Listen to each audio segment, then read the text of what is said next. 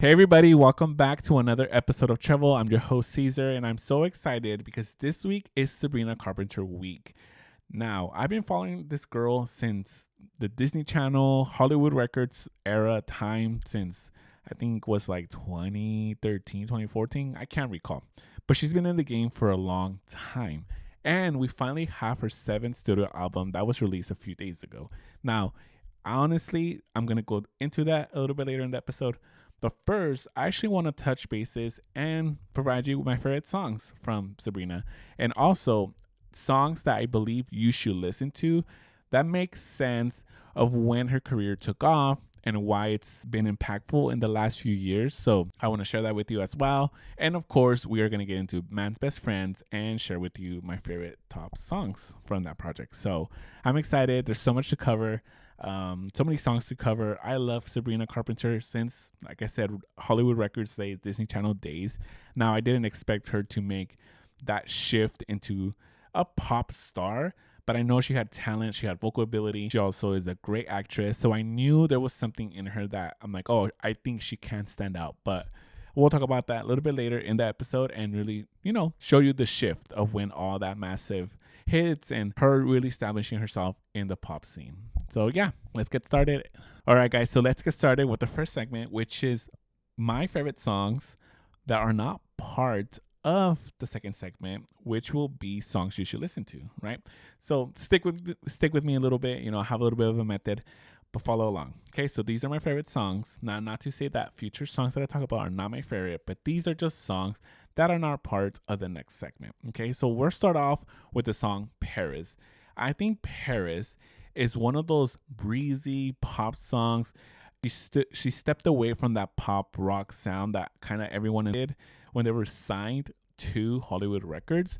And so I think her making this shift, it really elevated her stardom. She was able to do a different sound that other people can appreciate and not acknowledge and really show like, oh, I'm not this pop rock girl or country-esque pop rock girl that they've been pushing her to do. And I think when this album came out, it's from Singular Act 1, this song really shifted my mindset to like, wow, she has the potential to be a true pop artist. It's this breezy track, it's mid-tempo, it's not super upbeat, but it's very atmospheric. Her vocal ability really does shine. And also, just the way she delivers the vocals, you can tell that she's growing, she's maturing, she's stepping into adulthood, she's no longer a teenager.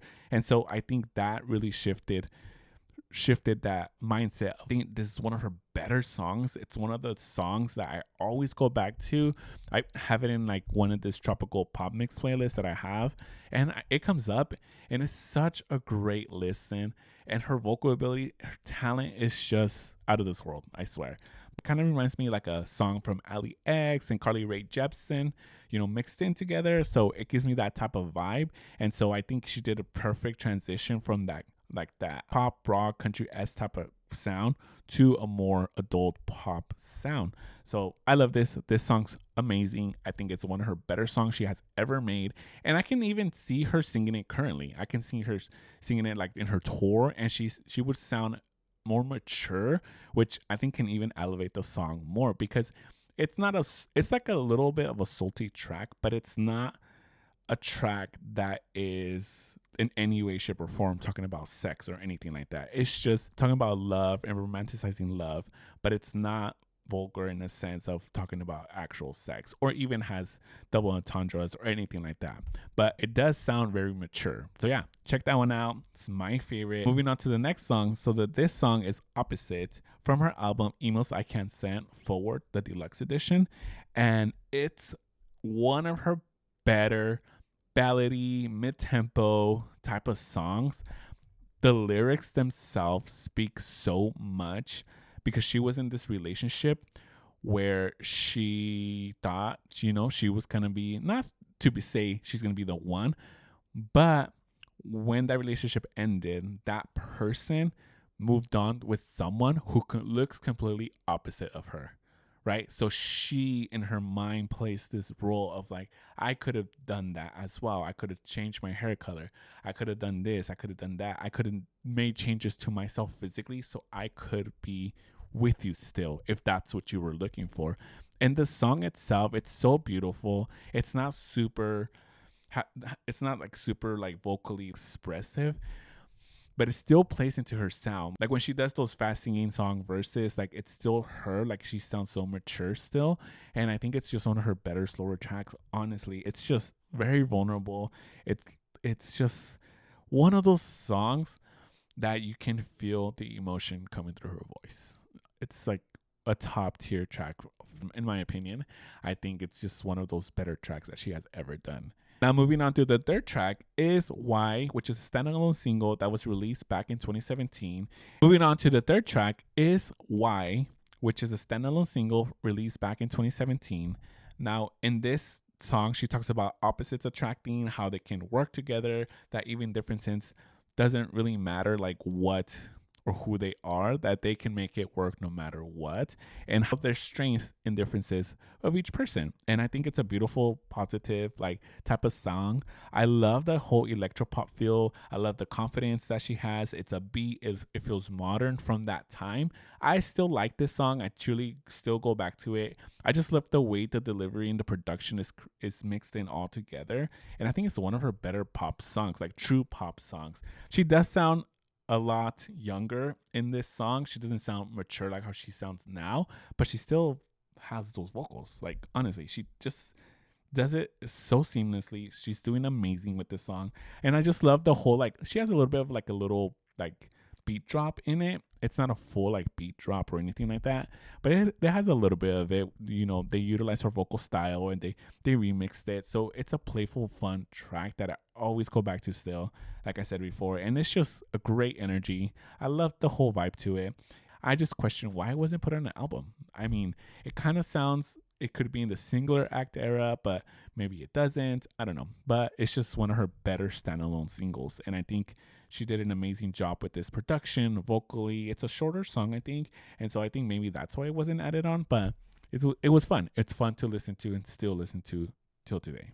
All right, guys, so moving on to a second segment is the songs you should be listening to from Sabrina. Now, these songs are not from Short and Sweet. Well, one is, but they're songs from her previous work. And I think these songs are the songs that make you understand why she is the way she is. She matured more, her sound changed, her lyrics changed, and why it has worked for her to go into this direction where it's witty, sarcastic, and still play well with different genres, and why she's able to do it. So the first song is Nonsense, and it's from her Emails I Can't Send album. And it's just one of those giddy, wit, it felt like a new sound just in the whole pop scene. She's just talking about liking someone new, having a new crush, and basically losing your cool around this person. But it doesn't do it straightforward. It does it by the lyrics being full of wit, humor, some giddy type of feelings. It's just something we didn't see in the pop scene during that time. So I think it's just was something different. And I think she used this as a marketing strategy to truly change the last few lines. It would change the lyrics on her live shows, and it really gathered attention throughout social media. It really exploded her popularity, and they were fun, giddy, and just different outros that were happening during these concerts. And I think that was smart for her or for her team to come up with. I don't know who came up with the idea, but it was very smart because people were going to shows and people were going online to see what was the next change and what was she going to say, you know, in that show when the ending of the song. So Nonsense, so cool. It just shows us a preview of the work she was about to start doing with Short and Sweet and now Man's Best Friend, with that witty, that humor, that giddy type of feeling that she has, and also her flow. You know, it kind of feels like she's kind of not rapping, but when she delivers those verses, she does them very like a sing rap type of format. And so this was really such a preview for us to see the direction that she is going to with Short and Sweet and Man's Best Friend. Next I want to talk about is Bet You Wanna. I think this is one of her first real sultry sexual type of songs that she's done in her career, and it was more mature. It also gave me vibes of that like slick pop, like that silky pop feeling. Now, the lyrics themselves, the themes themselves, wasn't talking about, loving someone or being in love with someone or being sexual. It was actually having that sweet revenge, right? You were talking about having that revenge after a breakup, addressing, your former lover with any regrets or actions they have done towards you. And now they want to reconnect with you because they see you different now. And so I think this was very smart for her to do, is to show us also what the topic she'll be talking about in the future. It's very sultry. I love the vibe. It's very smooth. It's just one of those better tracks from her. And her more mature tracks sounds very adult as well. So I think Bet You Wanna, amazing. Go listen to it. It's just one of those tracks that I feel like can be around the sphere of like that Selena Gomez fetish type of sound. Also those more R&B pop sounds that are a bit slower, more mature sounding. So I think this fits well within that whole sphere. So definitely go check that one out. And the first and only song that I'll be talking about for Short and Sweet would be Good Graces. Now, before I talk about Good Graces, I think this whole album, Short and Sweet, if you haven't listened to it, if you're not familiar with Sabrina, I feel like this album established her in the music industry. I think this was a long time coming because she has done great albums before, even since she was in her teenage years. Those albums, if you listen to the lyrics, if you listen to like the production, you can truly appreciate what she has done in the past. But because I know it's geared towards a different type of audience, maybe adults in their 30s, 40s at that time were not listening to that type of sound, or they don't listen to that type of sound. I understand why it feels maybe this was like her big moment, or this is her first new album, but it wasn't. You just have to appreciate what she has done. But going back to Short and Sweet, it's an amazing album. Espresso, Bedcam, Juno, Lie to Girls, like the whole album itself truly is unskippable. I think the singles did great. I would have chosen different singles. The only single I would have chosen for sure was Espresso, because it was a big hit summer song that I feel like I'm missing, honestly, from this new era. But it's okay, no worries on that. But I do love Espresso. I think I even would have done Bedcam as an official single with the video and everything. Short and Sweet, go listen to that whole album. But if you don't want to just yet, go listen to Good Graces. I think Good Graces really showed us what she can do when it comes to music, her sound, her vocal ability, and just the way she was writing these lyrics. It was a good FU to men who have mistreated her, disrespected her, and not respected her boundaries when it comes to that. So she basically was a FU type of song, and she says it in the song. She's like, I don't give a fuck about you. And so I think her to do that showed us just the direction she was heading to with Man's Best Friend. And so I think I love this mixture. I love this production. Just like the way it starts, this intro was so powerful. And it's just one of those songs that I was like, I heard the intro. I heard like the first 5 seconds. I'm like, oh my God, I love this song. There's just some songs in the world where you listen to it for like 5 seconds and you already know it's going to be a hit.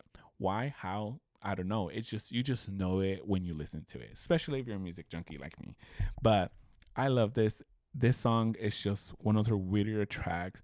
Very confident, very her. And I think that's where we were getting the glimpse of what the direction she was going into with Man's Best Friend. But yes, listen to Good Graces. I think it's just a top tier track. I think it's my favorite track from her, to be honest. I don't think nothing has topped that yet. All right, guys. So moving on to our last segment, which is Sabrina Carpenter's Man's Best Friends, her official 7th studio album. Now, this album is truly, truly great. I'm going to be honest, hot take.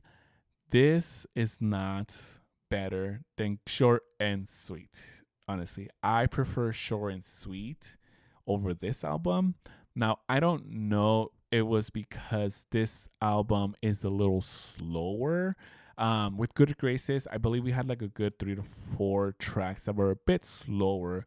But even with those slower tracks, there was great production that was behind it.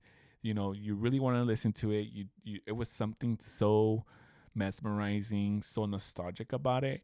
And with these tracks, these slower tracks on this album, I felt like they were less produced, a little more stripped back, and not giving us that same oomph or feeling when it came to the slower tracks on Man's Best Friend.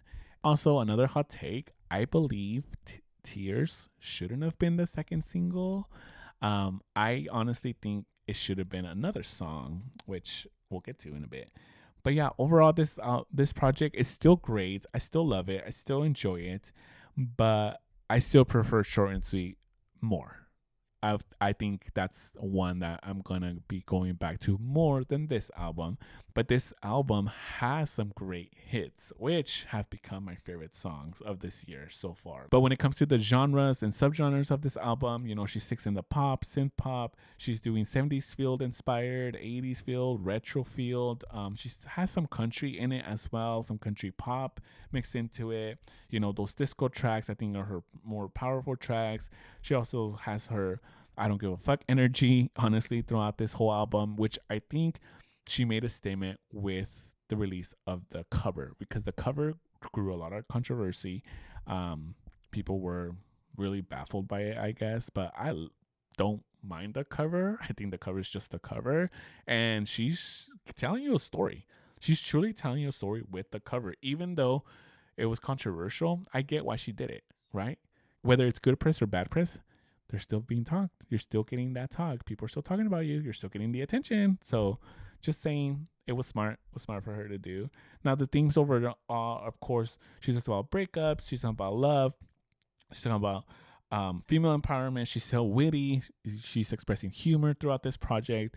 And I think that's just what makes her Sabrina, right? When she has those witty tracks, when she has those humor verses and double entendres all over, like, you tend to just know Sabrina did great with this, and she still brings that to the table. She's doing that, and I think it's just not another level, but it's a different side of her. And I think I read somewhere or saw an interview where Man's Best Friend and Short and Sweet are not supposed to be complete opposites. They're supposed to be like twin albums or something like that. Like, you're supposed to kind of, it's a continuation of what she has already done, which is great.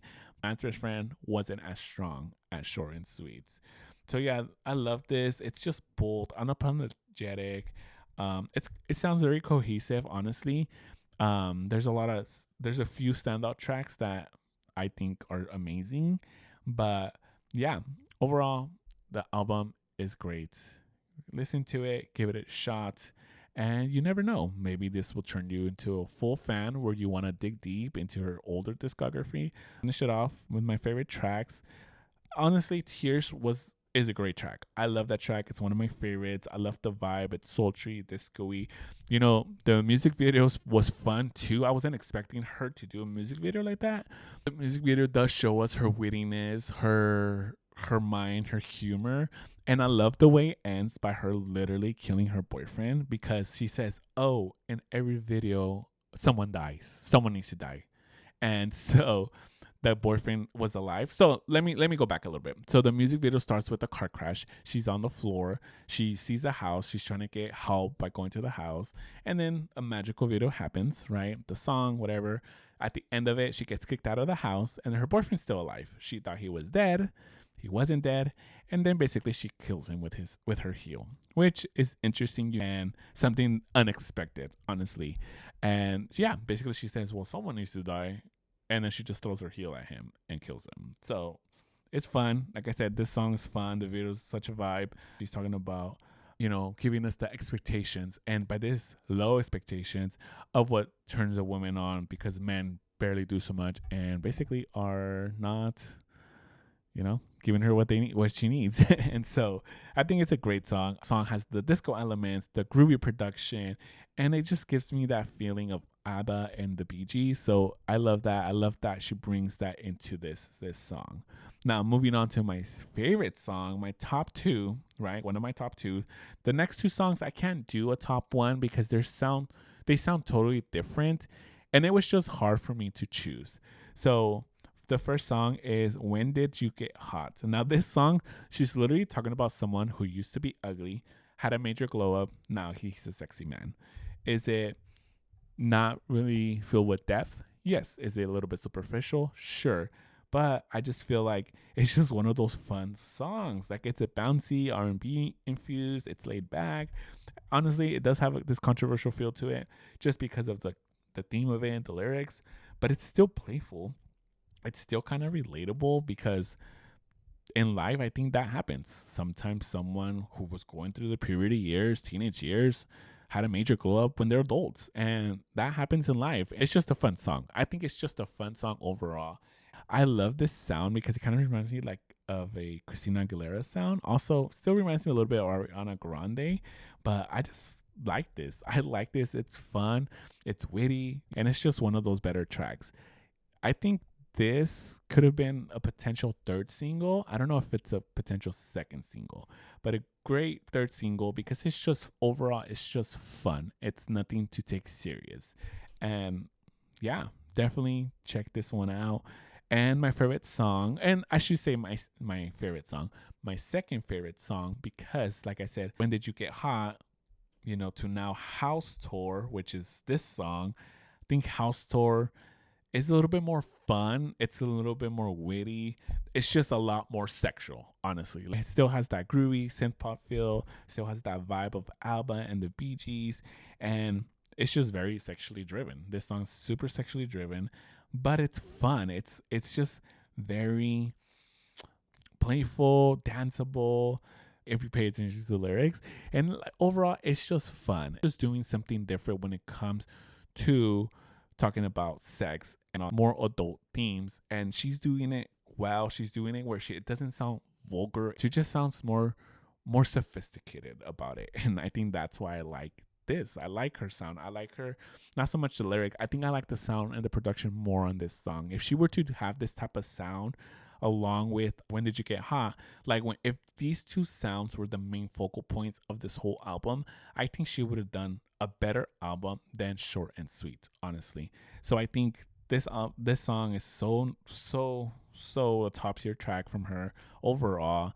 I just love what she's doing, and I hope she continues to do this. I hope she continues to go down this route of like being witty, being fun, being playful, having just fun, creating fun music, which I think we're lacking a bit. And I think it's just one of those better tracks. Honestly, it's just a better track. Go listen to it. Go listen to the whole album. Man's Best Friend. It's a great album. Even the breakup songs are beautiful lyrically. Production wise, like I said, it's a little bit of a step back with those ballads. But I think it's a step forward to what she's gonna be doing next, and maybe focusing on more, and maybe changing the direction of what's gonna happen in the music industry. There's been this like 80s, 70s disco feel the last few years. I don't even know if we're shifting away from that or still sticking around this for maybe another 2 to 3 years, and then music's gonna change completely again. So with that being said, thank you guys so much for watching this. I truly appreciate it. I love all the support. Like, subscribe, share with a friend. Follow me on all my socials. Follow the playlist. I'm going to update the playlist. I'll add more songs from Sabrina that I like as well. But definitely check out these songs that I talked about. I have them down ready for you. Check them out. Get to know her a little bit more and just have fun with music, because honestly, it hasn't happened a lot this year. There's been a lot of misses when it comes to album releases and even singles being released. And very few albums I could say are non-skippable this year. I think I have a good 5 or 6 so far, but overall, not a lot. But I think this one, I still have to think about if this is an unskip album. I still got to listen to it a little bit more and truly immerse myself within the music to see that. But thank you again. Remember, friends, say it louder. It's only Treble.